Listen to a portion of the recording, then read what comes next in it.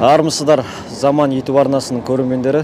Бүгін Алматы қаласы Жароков Тимиразов қиылысында орналасқан әскери сот мекемесіне келдік. Бүгін қаңтар кезінде қайтыс болған 4 жасар Айкөркемнің сот процесі өту керек. Бүгін 7-ші том қаралатын болады.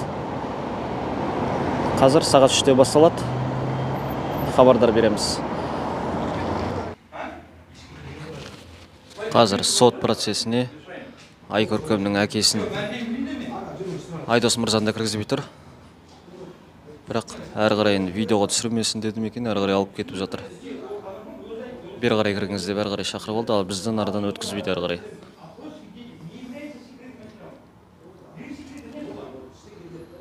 Түсініктеме алу ол ешқандай құпиялық болып есептелмейді, сондықтан да кіру керек деген талап қойып отыр әкесі Айдос. Бұған дейін соттарға да білесіздер, Айкөркемнің сот процесіне әкесінде кіргізбеген болатын. Сол кезде судьяның уәжі 6-шы томнан бастап кіргізетін боламыз деген әкесін, жалпы қоғамды қолдаушыларды, тыңдаушыларды. Бірақ бүгін міне 6-шы том келді, кезек. Бірақ сонда да кіргізбей тұр әлі. Сот процесі қазір міне 3-те, сағат кәрі 3 болды.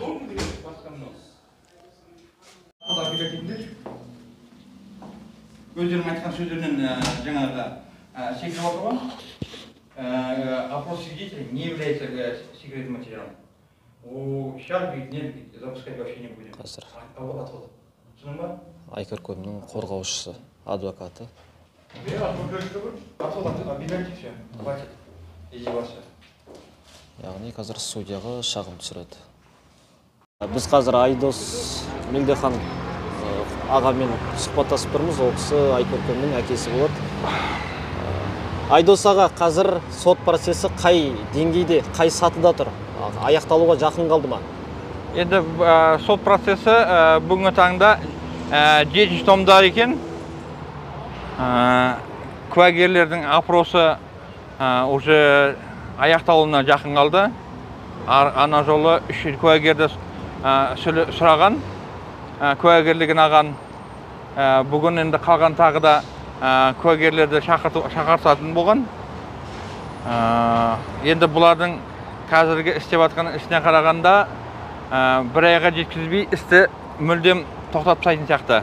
Оған мысалға сіздің жеке басыңызға шабуыл жасап атқаны, мына қолдауға келген белсенділерге бір провокатор адамдарды, өтірік журналистерді алып келгені, соның бәрі әдейі ғой негізі. Енді асықтырып атқан сияқты. Ол қасақана әдейі жасалып атқан нәрсе. Ондай провокаторларды өшірге алдыртып, ондай провокаторлар жаңағы желіде, YouTube, Instagram, TikTok деген сияқты жерде неше түрлі надандық жазулар жазып, неше түрлі кінә тағып жатқандар өте көп. Ол боттар ғой, боттар и специально дайындаған адамдар деп айтайын. Ошы бүгін-ақ сокыстар жоқ. Ана алдыңғы жолы келген бір 2 келіншек бар, одан кейін бір 2 жігіт бар. Не дейді? Қай жер алдыма кел, тікелей алдыма кел, осы видеоға түсіре бастады. Сіз кім боласыз? Қай жақтан боласыз? Жауап бермейді. Сосын қайтадан сұрадым. Сіз қай жақтан боласыз? Қай каналдан? Біреусі, ішіндегісі біреусі айтты, біз Орда KZ-тенбіз деді. Қасында қыз тұрған, Орда KZ-тің қызы. Сосын ол кісі сұрады, қай Орда KZ-тен? Мен Орда KZ-тің журналистімін деп берді, анау кісі төмен кетіп қалды. Темекі тартуға. Екінші оператор қақып қалды. Оператор сұрақ қойып болсын, қай жақтансыз? Неге сіз мен рұқсатымсыз түсіріп алсыз? Мен наемникпін дейді. Ол видео бар ғой, мен наемный оператормын. Бүкіл сұрақты анау жігітке қойыңдар деді. Сосын ол жігітке барып сұрадық, сіз жаңа Орда KZ-тен деп бердіңіз, қай жақтансыз дегенге жауап бермеді.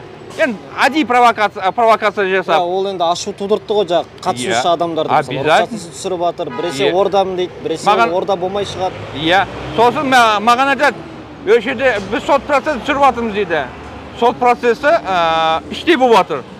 Біз сыртта тұрмыз, біз де түсіреді. Неге менің рұқсатымсыз мен түсіріп атсыз онда? Мен сізге рұқсат берген жоқпын ғой деп.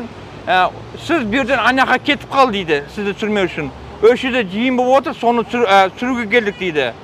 Менің қатысым жоқ па десем, жоқ, сіздің қатысыңыз жоқ. Иә. Аға, ол түсінікті, жарайды, билік небір арандатушылықтар жасайды, бірақ біз сотты тыңдауға, қатысуға, қолдауға келетін адамдар осындай арандатушылықтарға ермесін дейміз. Ал енді сотта қазір Айкөркемнің ісі бойынша бір күдікті ретінде бір военныйлар бар ма? Күдікті Жұман Арман Игілікұлы деген командир, жаңағы старший лейтенант. Иә, солдаттарға бұйрық берген сол. Только соны жауапкершілікке тартып жатыр. Оның қарамағындағы енді солдаттар енді анық қой. Оларды шақырған жоқ па? Әлі куәлік алды ма? Олар куәгер. Олар куәгер қылды. Қылмыс жасаған жаңағы 4 жігіт қару қолданған. Олар куәгер қылып тастады. Неге олар куәгер десем, біздік бұйрық жоғарыдан келген главный военный прокуратура сол жақтан деді бұйрық. Сол жаққа барыңыз.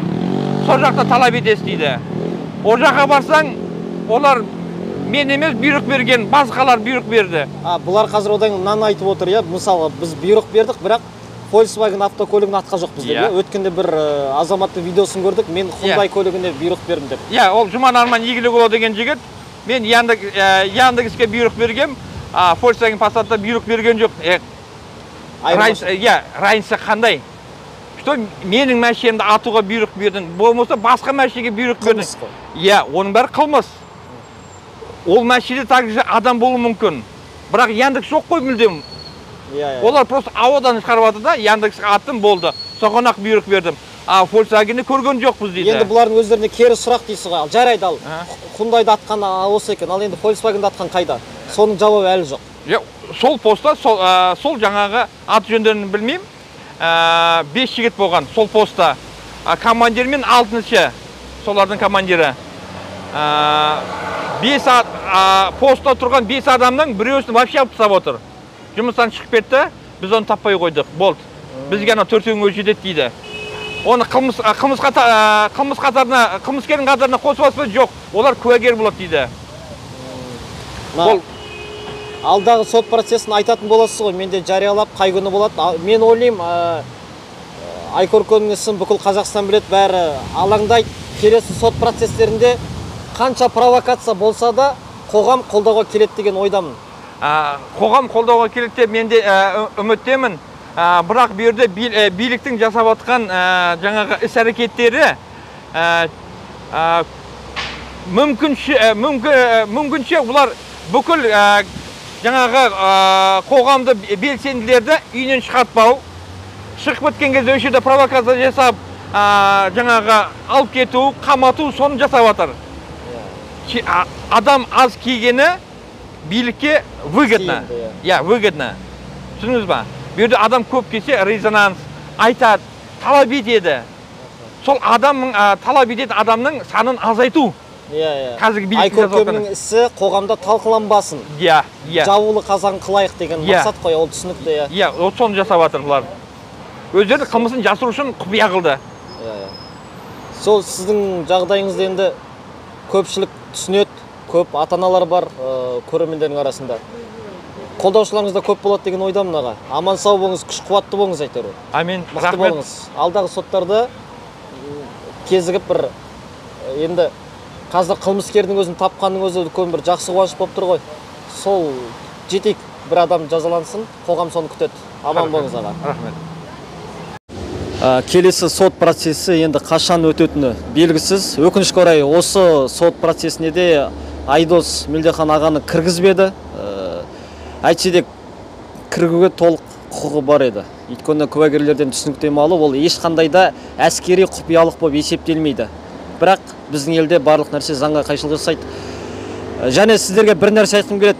Қазір осы сот процесіне қолдаушыларды барынша келмесін деп билік тарапынан түрлі арандатушы жасап жатыр. Айдос мырзаның бұрынғы заң бұзғандары бар, тағы да жеке басына тиісіп арандатушылықтар жасап жатыр. Болмаса өткен сот процесінде арнайы жалған журналистер келді. Мен бір нәрсе айтқым келеді қоғамға. Мысалға, ешқайсыларыңыз Айдос мырза үшін болмаса бір атақ мансап көзге көрінейін деп емес. Біздің барлығымыздың ортақ сүріп жатқан мемлекетімізде қаңтар кезінде бейкүнә жазықсыз сәби қайтыс болды. 4 жасар Айкөркем қайтыс болды. Осы алаңдатсын. Жалпы адам қайтыс болды. яғни оған жауапты адам табылу керек, оны қоғам талап ету керек. Бұл қоғамның резонансқа айналу керек іс еді, бірақ өкінішке орай жаңағыдай алып қашпа әңгімелермен сот процесіне келушілердің қатары да азайып қалған. Бүгін менен басқа бір 2-ақ адам ғана бар. Болды, басқа қолдаушы жоқ. Неге? Ертең әлеуметтік желілерде әрқайсыларың жазасыздар, тіпті фейсбуктарыңызға барлық жерге осы Айкөркемнің суретін қойдыңыздар ғой. Ал енді әруақ разы болсын. Жауапты адамдар табылсын, жазалансын. Сол үшін келіңіздер, қолдаңыздар. Күшіміз бірлікте ағайын. Аман сау саламатта болайық. Заман YouTube арнасына тіркеліңіздер, лайк басып, пікір жазып, видеоны барынша топтарға таратуларыңызды сұраймын. Аман сау болыңыздар.